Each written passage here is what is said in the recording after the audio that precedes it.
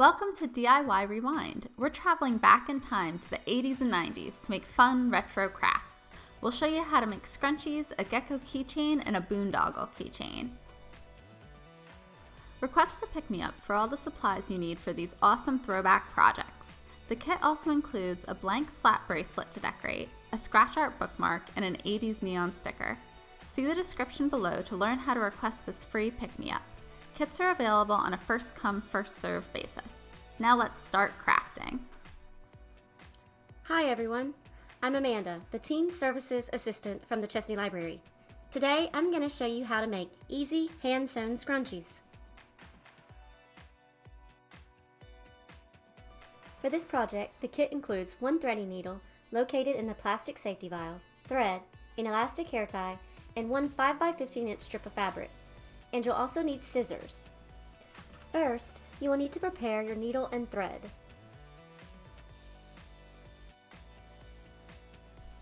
Measure out 3 feet of thread. I do 3 to 4 pulls shoulder length apart to have a little extra just in case. Hold the needle and pass the thread through the eye. Once it's through, pull the thread to match up the ends. Knot the ends together to ensure that the thread will not pull through the fabric when you begin stitching.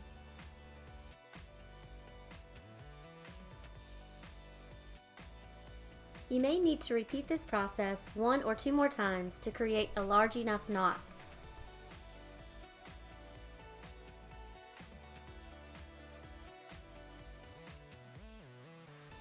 Once you've completed that, grab your fabric and hair tie.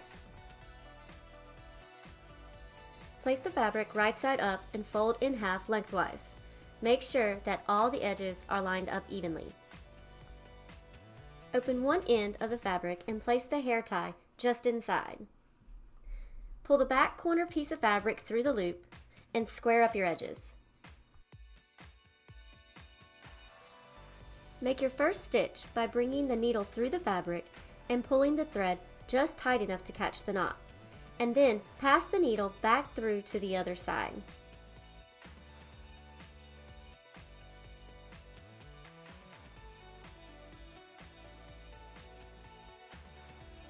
Begin weaving the needle back and forth through the fabric along the outer edge to create a straight stitch. Adjust the band and the fabric, pulling it through to keep the edges lined up as you sew.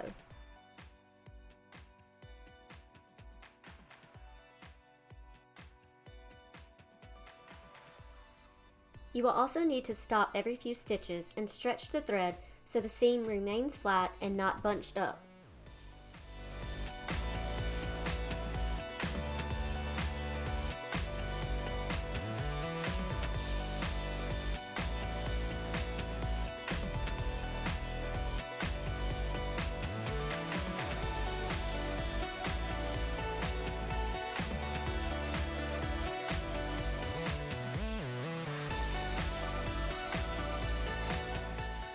At the end of the seam, you will need to tie off the thread. Making a small stitch through both sides of the fabric, pull the thread only partially through. This will make a loop. Pass the needle through the loop and pull tight. Repeat this step again through the first stitch.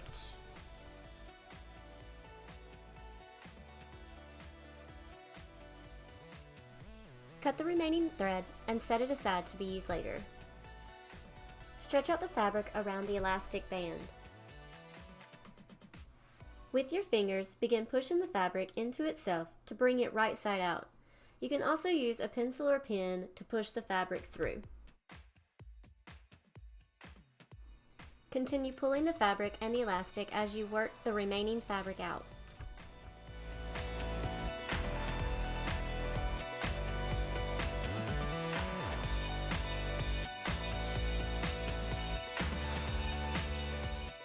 You will have 2 open ends of fabric.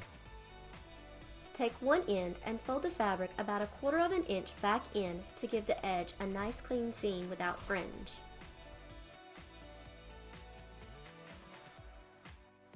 Tuck the other end into the folded side and check all the way around the connected seam to ensure all the rough edges are hidden inside. Knot the ends of your remaining thread again.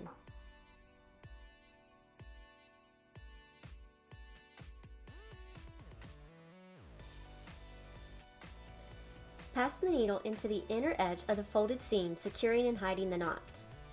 Begin another straight stitch down the seam, and be sure to check both sides as you continue to sew.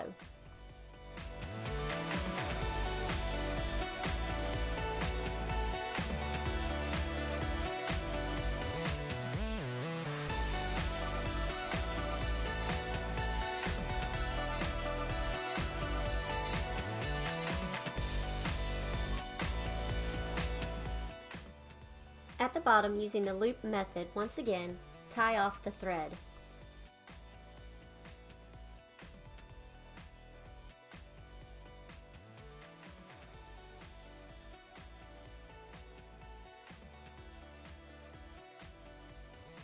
Trim away any remaining string.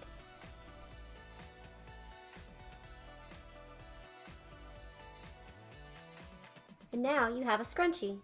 I hope you have fun making more.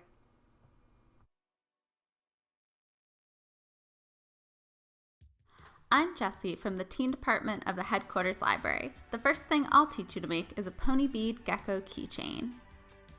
To make this keychain, you'll need the black cord, a keyring, and all the beads from your pick-me-up kit. Your kit came with enough beads that you can choose either green or orange to be your main color. You'll need to provide your own scissors and a little bit of tape. Let's get started. Take your piece of cord and find the exact middle. Make an upside down U and thread it through your keyring. Thread both ends of the cord through the back of the loop and pull tight. Tape down your keyring so it doesn't move around as you add on your beads. Take one of your accent colored beads, I'm using orange, and slide it onto one of the ends of your cord. Then take the other end of your cord and slide it through the bead in the opposite direction. Pull tightly, moving the bead to the top.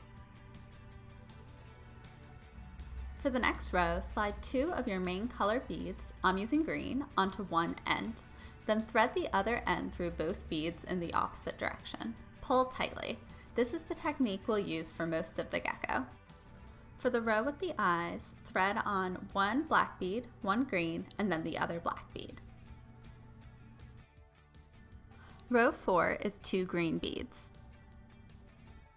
Now for the trickiest part, making the legs. Run 1 green and 3 orange beads onto an end. Slide them all the way to the top. Taking that same end, run it through only the green bead from the outside. Pull tight and then adjust the beads so they look like a foot. Repeat this on the other end. Slide on 1 green and 3 orange beads. Move them to the top. Then thread the same end through the green bead only.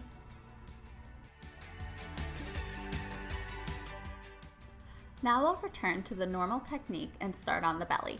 This row has 2 green beads. Row 6 goes green, orange, green. Row 7 is 1 green bead, 2 orange beads, and another green bead. Repeat that same pattern for the next row. Row 9 goes green, orange, green. Row 10 is 2 green beads. Now we'll make the bottom legs the same way we made the top legs. Run 1 green and 3 orange beads onto an end. Slide the beads all the way to the top. Take that same end and run it through the green bead from the outside. Pull tight and adjust the beads so they look like a little foot. Do the same thing but on the other end.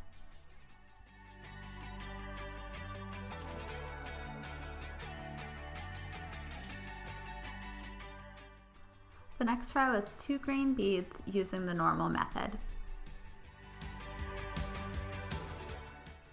Now we'll start the tail putting on 1 green bead. For the next portion of the tail, bring both ends of your cord together. Slide on 6 beads, alternating between orange and green onto both ends at the same time. Finish the tail by sliding one orange bead onto one end of the cord, then thread the other end of the cord through the bead. Pull tight. We're going to make a basic square knot to secure the beads. Take one strand and loop it to the other side. Now bring the other strand over the first and feed that end through the back of the loop and pull tight. Now take the strand you didn't start with last time and loop it to the other side. Bring the other strand over that strand and feed the end through the back of the loop and pull. That's a square knot. I make half of another square knot just to make it extra secure. Finally, cut your ends. And there's your very retro Gecko keychain. If you like this project, there's a bunch of other fun keychains you can make with pony beads. Now let's make a Boondoggle keychain. This is also called a box stitch lanyard. To make a basic box stitch boondoggle, you will need 2 equal lengths of plastic cord and a key ring. You'll also need a pair of scissors. First, take one piece of the plastic cord, I'm using orange, and find the middle. Drape the middle over your index finger and then take the outside strand and wrap it around your finger once. Make sure your ends are equal.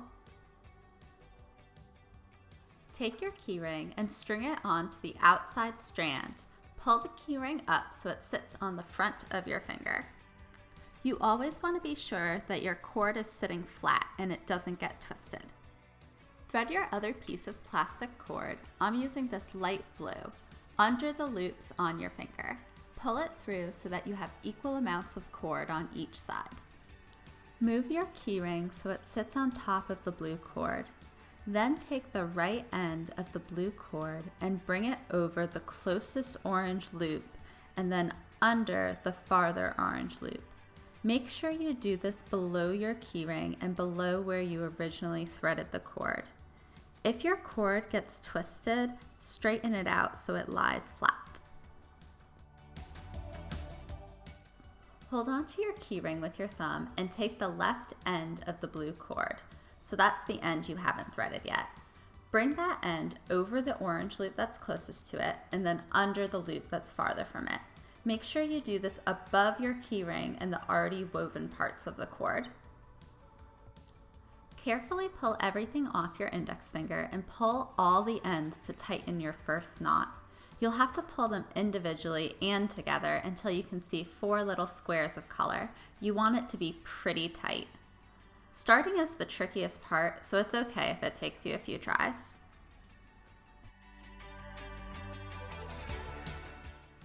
Now we're going to start the box stitch itself. Arrange the cord so each is falling to a different side. Pick one color, it doesn't matter which one.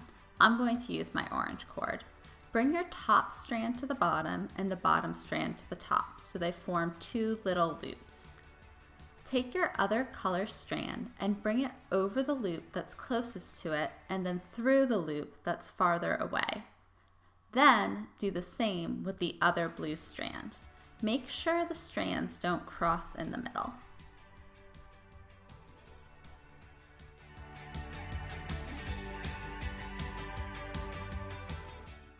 Pull your ends tight. It's important as you go to pull your ends equally tight with every stitch you make. For your entire lanyard, you're going to repeat this process. Bring your top strand to the bottom, and then the bottom strand to the top to form loops. Then bring one end of a blue strand over the loop that's closest to it and through the loop that's farther away. Repeat on the other side. Bring the end of the blue strand over the closer loop and through the farther loop. It's easy once you get the hang of it. Just make sure your plastic cord stays flat and that you're pulling all your ends tight. You can see your progress on all the sides of the boondoggle. You'll have 2 sides of each color.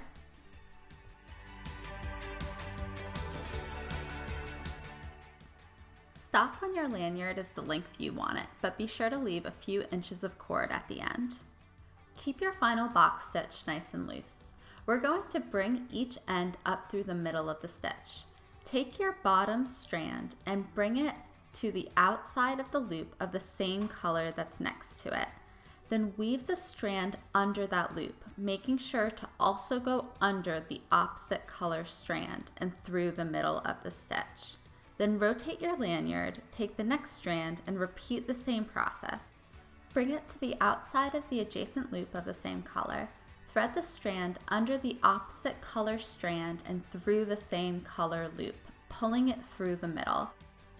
We're not going to tighten anything until all the strands have been threaded through the middle. This will look like a mess, but trust me, it'll work out in the end.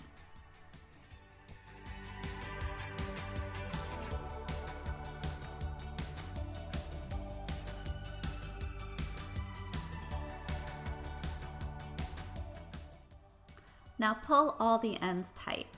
I like to push the knot up so it's closer to the base of the boondoggle.